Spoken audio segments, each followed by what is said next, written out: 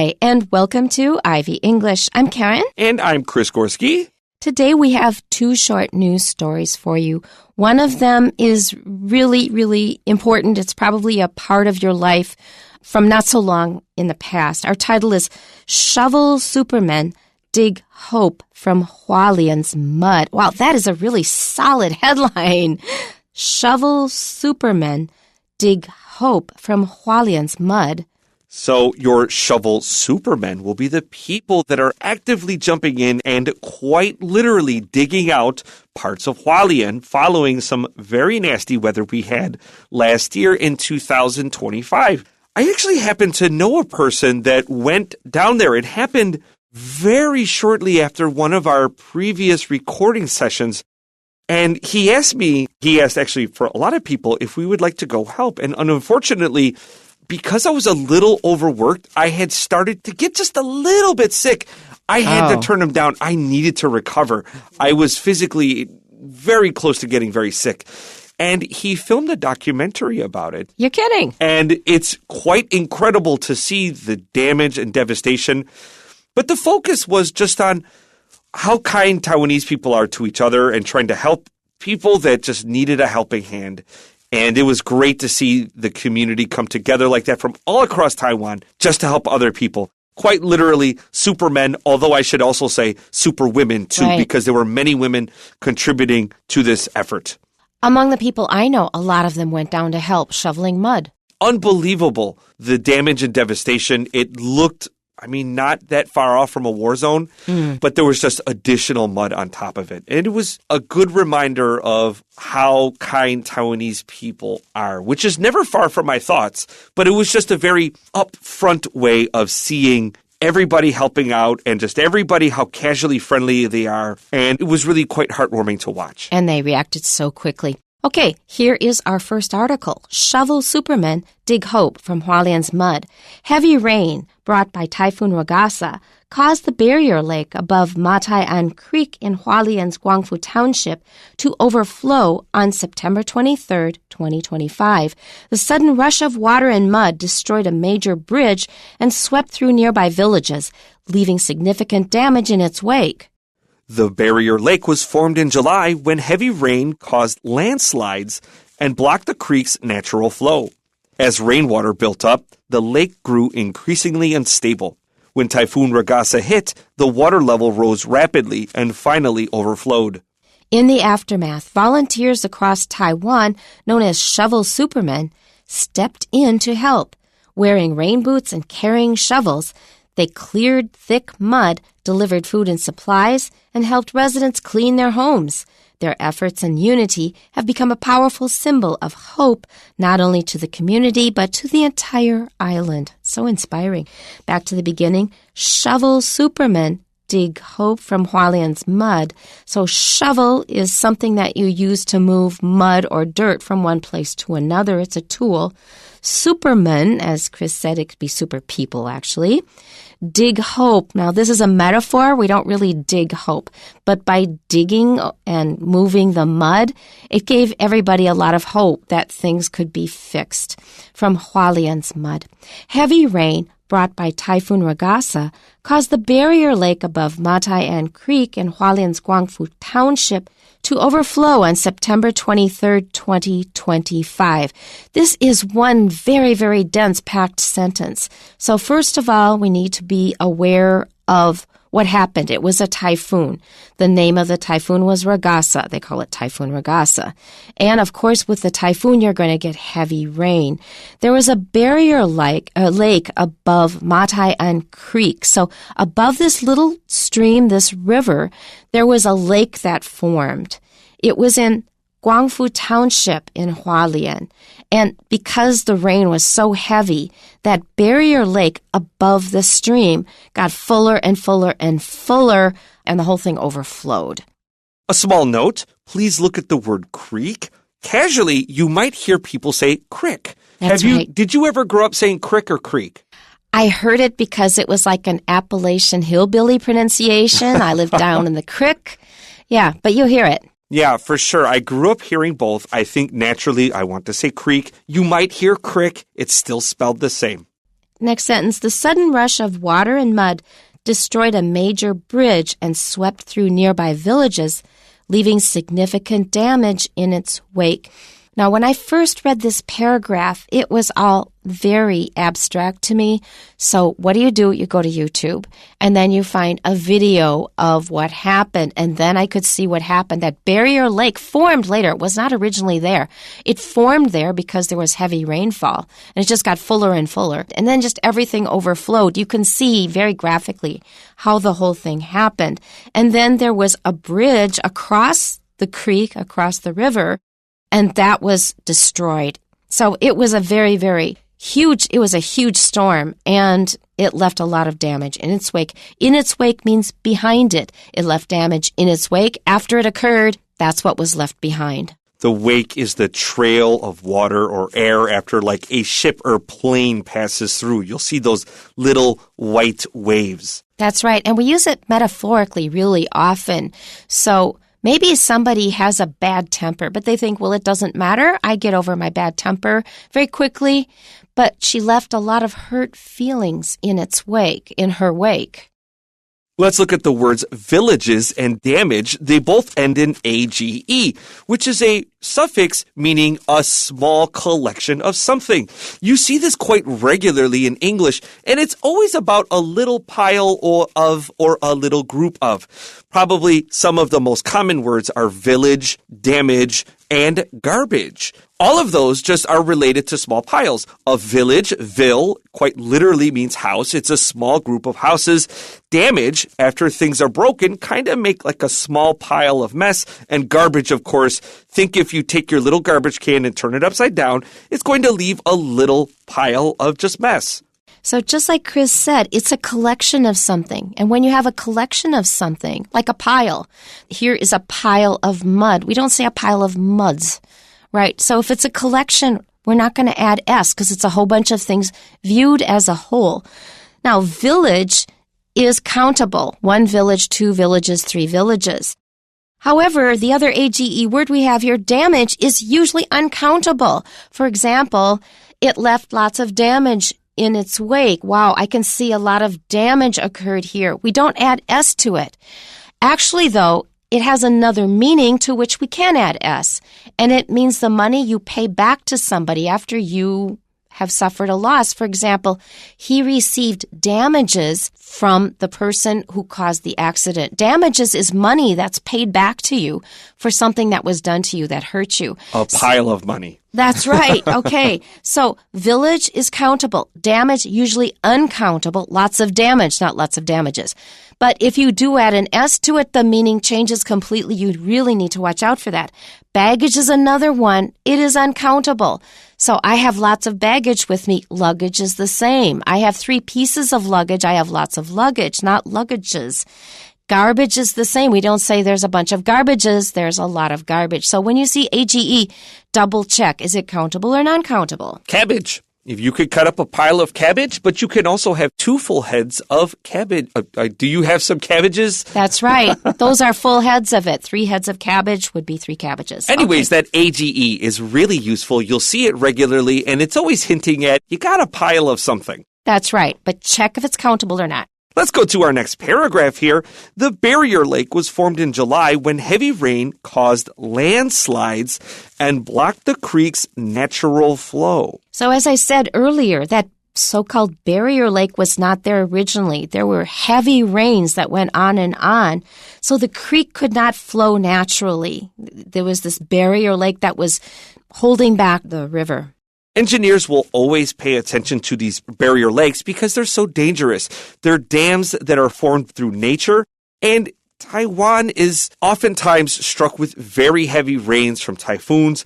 Hualien recently seems to have been really bearing the brunt of the whole world's bad weather, it seems to me. So, of course, it seemed to be only a matter of time before something happened, and probably just this storm was just a little bit too much, a little bit too quickly, and before anything could be adjusted, disaster struck, which is really so sad to have seen happen. On the other hand, the damage, as I understand, was restricted mostly to one area, not the whole island or the whole south or east. As rainwater built up, the lake grew increasingly unstable. When Typhoon Ragasa hit, the water level rose rapidly and finally overflowed. So that barrier lake was holding water back for quite a while. It was getting in the way. Water could not flow away normally. It was holding back the water, so the water level was getting higher and higher and higher.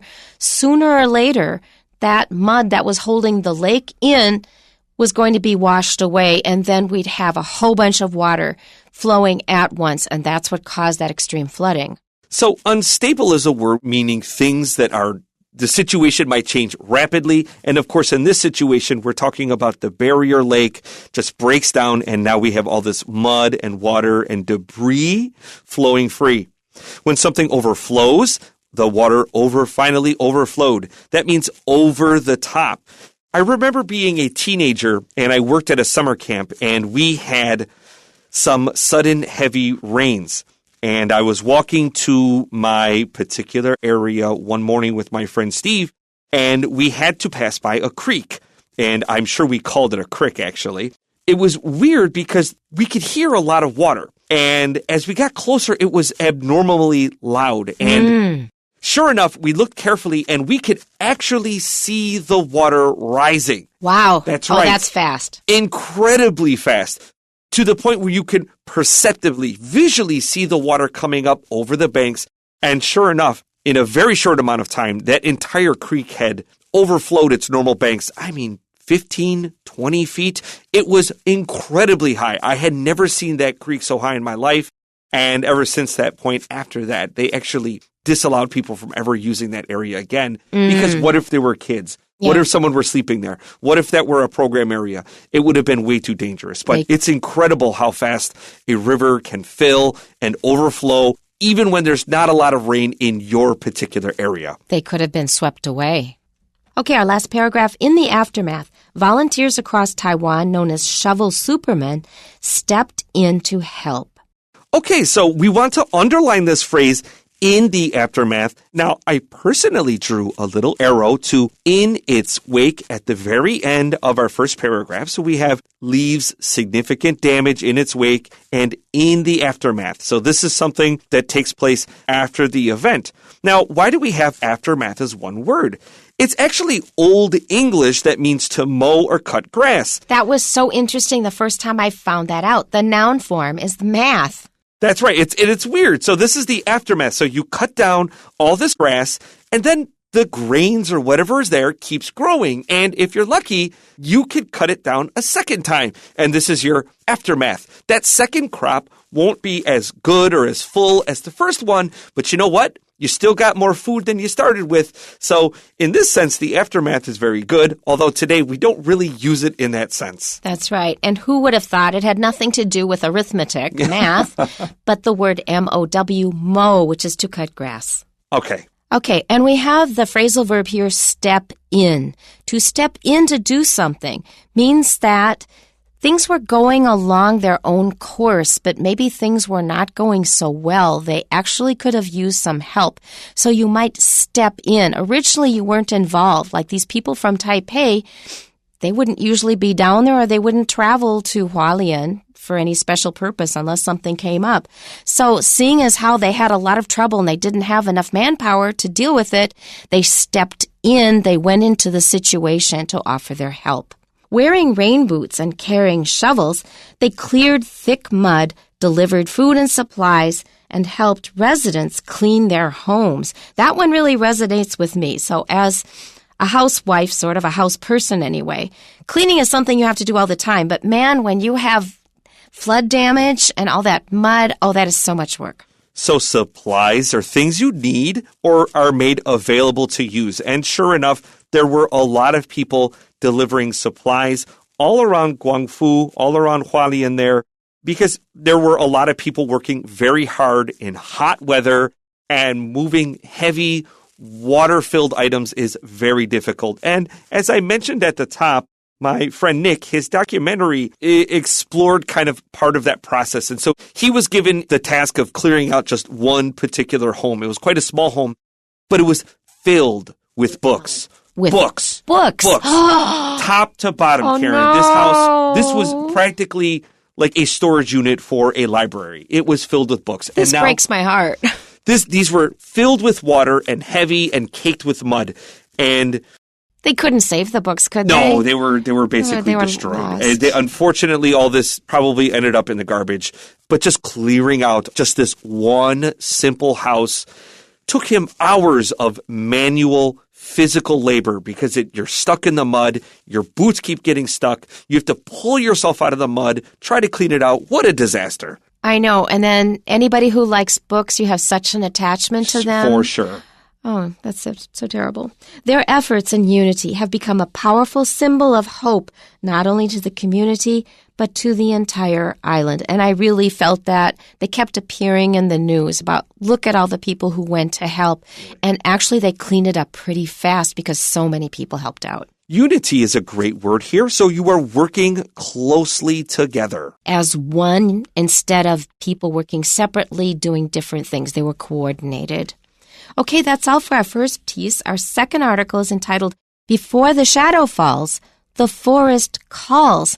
Now, that's kind of an enigmatic title. Enigmatic means that it's got a mystery in it. We won't find out about it probably until we read the article.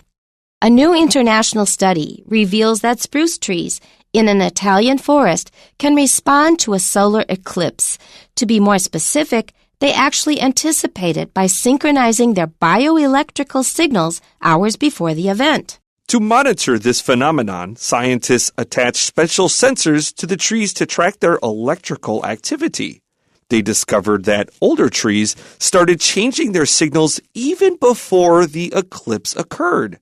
Researchers believe these older trees may store memories of past events and send early warnings to younger ones. This bioelectrical signaling system appears to help the forest avoid problems like drying out during the sudden drop in sunlight. Scientists say the findings highlight the importance of protecting old trees, which may carry the memories that help entire forests stay strong. When you read this piece, you really have to be focusing and concentrating because it has a lot of new ideas in it and it's very dense. So back to the beginning, before the shadow falls, here they are talking about a solar eclipse. That means when the moon covers the sun so that it becomes dark temporarily. The forest calls, something is happening in the forest of trees. A new international study reveals that spruce trees in an Italian forest can respond to a solar eclipse. That means before the eclipse happens, the trees, a specific kind of tree, namely spruce trees, you can look that up, in an Italian forest, that's where they did the research, they will actually be sending out signals because they seem to be able to sense that an eclipse is coming. So spruce trees are the standard wood used for soundboards in most of your stringed instruments. So if you play violin or guitar, you're probably very familiar with the sound of that light but strong wood, and it makes for good vibrations. And so spruce trees you're probably familiar with at least a little bit on a day-to-day basis if you're a musician. To be more specific, they actually anticipate it by synchronizing their bioelectrical signals hours before the event. So several hours before the eclipse takes place, these trees will synchronize. That means one tree will match their signals, their bioelectrical signals. That means signals that they're sending out biochemically to the other trees. They'll be coordinating their signals. Let's look at the word synchronizing. That S-Y-N means the same, and then C-H-R-O-N means time. So together, this means at the same time. That crone is pretty useful. It's always going to give you a hint that this is something to do with time. Okay, let's continue. To monitor this phenomenon, scientists attached special sensors to the trees to track their electrical activity. So they discovered this was happening, but they needed to have scientific evidence. So they designed special instruments that could pick up on these signals and then attach them to several trees and then see if those trees were actually synchronizing their signals. When we monitor something, we are watching it carefully, and a phenomenon is just something that happens. I wish there were a better definition, but that's really just what it means. Here's a thing that happens. Let's watch it carefully. And the plural of phenomenon is phenomena. Pay attention to sensor. That is S-O-R at the end, not E-R. And the other thing is we don't say sensor. Even though it's spelled O-R, we say sensor. Have you heard a lot of people using the O-Rs? Like there was an ad that kept taking place during the football games I was listening to. They kept saying realtors, and it made me kind of want to pull my hair out. Realtors, as in a person that sells houses. They were specifically insisting that this is the correct way to say it. And the thing is, when we want to make it clear, like if somebody didn't hear us, like he's a realtor. He's what? He's a realtor. Sometimes we will put the O back in there to make it clear, but that's not the usual way we say it. It's realtor. There's some words where we can do either one. One is mentor. He's my mentor. Sure. He's my mentor. I've heard both. Sure. This realtor ad, though, they were leading into it, and it was weird. I agree. Let's continue. They're going to make me crazy. Okay. So they discovered that older trees started changing their signals even before the eclipse occurred. So they could feel it coming on, and it's like they were sending out signals, watch out, something big is going to happen. It's sort of like pets. They often can feel that a storm is coming or an earthquake is coming, and they will show it with things with their behavior. Solar eclipses feel rare to us, but for truly long-lived organisms, solar eclipses tend to follow a normal pattern, and so maybe there's something to that. Let's continue. Researchers believe these older trees may store memories of past events and send early warnings to younger ones. So maybe they're sending out a warning to the younger trees to not freak out. Just calm down. This is a normal thing. So don't think that it's the end of the world. This bioelectrical signaling system appears to help the forest avoid problems like drying out during the sudden drop in sunlight. Why would they do that? I don't know. I was thinking about this, and we know that plants have pores to release gases, and during different temperatures, during sunlight and nighttime, those pores will open and close. And because it's suddenly dark, the pores might open. And things release, and now the sun is out, and now they're without water. That could well be. Let's go to our last paragraph. Scientists say the findings highlight the importance of protecting old trees, which may carry the memories that help entire forests stay strong. So in human society, we have elders who give us advice and who teach us about the world. Among trees, there are probably elders as well that tell the young trees what to expect. They even tested this on tree stumps. Several trees had been knocked over in a storm several years previously, and they also attached sensors to those, and those also sent and received bioelectrical signals, which I thought was interesting, suggesting that these trees in some way are still alive. And still trying to protect their community, which I find utterly amazing. That's something that gives us food for thought, and we should be less careless about just cutting them down. Agreed. Okay, that's all we have time for today. Tune in next time. We'll see you then. Bye-bye. Bye-bye.